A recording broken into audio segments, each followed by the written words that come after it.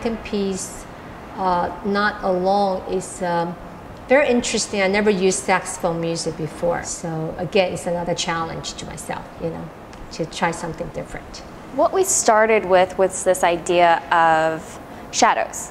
So it was this broad idea of shadow at first, and from there we kind of started playing with just natural lighting in the studio, trying to find our own shadows and then interact with those shadows. So a lot of different ideas came to mind for me, at least. I was thinking a lot of like having a conversation with my own shadow, and then trying to catch my shadow, trying to relate to that shadow, and then how do I manipulate that shadow. And then we had about a 2-week residency in the Algira Contemporary Art Museum in Newark, which really kind of transformed the whole process and took it to where we are now.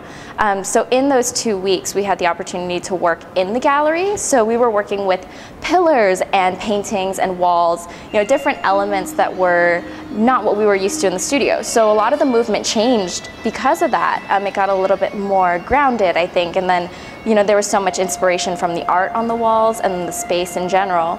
Coming back to the studio from there, we had the challenge of taking what we had created in a very specific space and trying to put it onto like a proscenium stage. So how do we work with all of the different elements that we had there that we won't have now? And then how do we recreate some of the lighting elements that we were able to achieve there that we can only imagine in the studio? So there's a lot of different elements and moving parts to all of this that's still being put together, but I think that's the fun part about being in a creative environment. And this piece, Not Alone, is about the state of mind. You know, you dig inside into yourself and you ask yourself,